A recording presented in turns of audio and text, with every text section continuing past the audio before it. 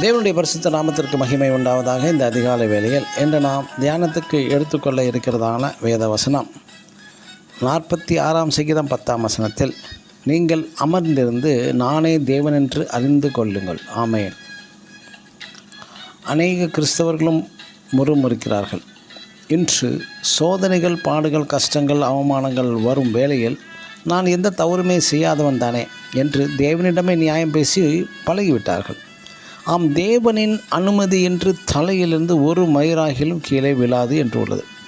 யோசேப்பின் தகப்பன் இவனை யோசேப்பை செல்ல பிள்ளையாக பல வர்ண அங்கி போட்டு வளர்த்தான். சுகபோகமாக வாழ்ந்து வந்தான். ஆனால் தேவ திட்டம் யோசேப்பை இள வயதிலே சுகபோக வாழ்விலிருந்தும் வீட்டிலிருந்தும் பிரித்து விட்டார். நினைக்க முடியாத, சகிக்க முடியாத பாடுகள், வேதனைகள் அவன் தந்து அழுகியது. தெய்வீக நல் சுபாவங்களை உருக்கிவிட்டார். இந்த வேளையில் தான் எகிப்திய மாமன்னன் பார்வோன் கண்ட ஒரு சொப்பனத்திற்கு அர்த்தம் தர ஒருவனாரும் இயலவில்லை. அவனது அரசுகளில் எகிப்தின் அடிமை சிறை கைதி பார்வோன் அரண்மனை வந்து பார்வோனுக்கு முழு திருப்தி தரும் சொப்பனத்தின் விளக்கம் அளித்தான். அடுத்ததாக பார்வோனுக்கு ஒரு பெரிய திருப்தி, அவனது அடுத்த ஸ்தானத்தில் அமர வைத்து பார்வோன் அழகு பார்த்தான். இவையே தேவனுடைய திட்டம். உடனடியாக பார்வோன் ஸ்தானத்தில் அமர வைக்கவில்லை தேவன் யோசேப்பை.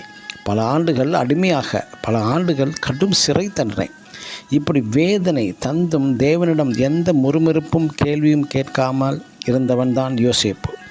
தேவ அன்பை ருசி பார்த்தான். கடைசியாக எனக்கு அருமையான சகோதர சகோதரிகளை, உங்களுக்கு இருக்கிறதான மேன்மையான உயர்வான காரியங்கள் பறிக்கப்பட்டு ஒன்றுமில்லா நிலவரத்தில் இருந்தால் நீங்கள் செய்ய வேண்டியது ஒன்று.